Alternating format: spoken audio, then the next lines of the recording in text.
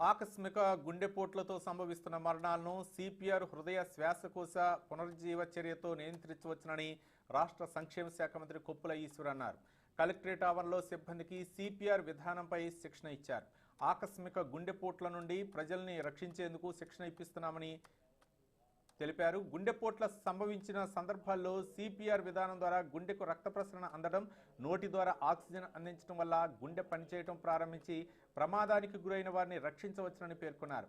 నిత్యం ప్రజల మధ్య ఉండే పోలీసులకు, ప్రభుత్వ ఉద్యోగులతో పాటు అన్ని వర్గాలను వారికి ఆకస్మిక గుండెపోట్లు సంభవించిన వ్యక్తుల తారసపడితే అవకాశం ఉన్నందున అన్ని స్థాయిలకు చెందిన సిబ్బంది పూర్తి స్థాయిలో శిక్షణ పొందినట్లయితే అలాంటి వ్యక్తుల ప్రాణాలను రక్షించే అవకాశాలు ఎక్కువగా ఉన్నాయని చెప్పారు మంత్రి కొప్పుల ఈశ్వర్.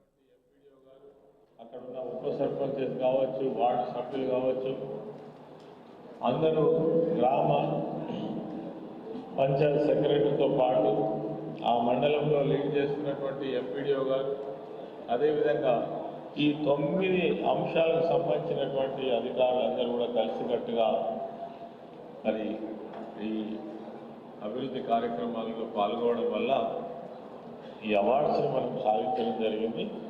అదేవిధంగా జిల్లాను లీడ్ చేస్తున్నటువంటి కలెక్టర్, అడిషనల్ కలెక్టర్ గారు కూడా వారి పర్యవేక్షణ, అక్కడ ఉన్నటువంటి గౌరవ శాసనసభ్యుల యొక్క సహకారంతో మనం ఈ అవార్డ్స్ కూడా తీసుకోవడం జరుగుతూ ఉంది. ఈ సందర్భంగా మీకు హృదయపూర్వకమైనటువంటి శుభాకాంక్షలు తెలియజేస్తూ ఇక్కడ మనకు ఒక విషయం కొట్టొచ్చినట్టుగా కనబడుతున్నది.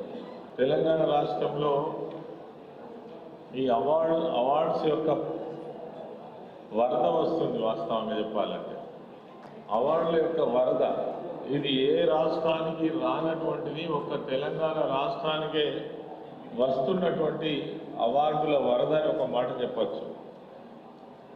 పంచాయతీరాజ్ డిపార్ట్మెంట్లో ఇదివరకే దాదాపు ప్రతి సంవత్సరం అనేక అవార్డులు తీసుకుంటున్నాం మనం.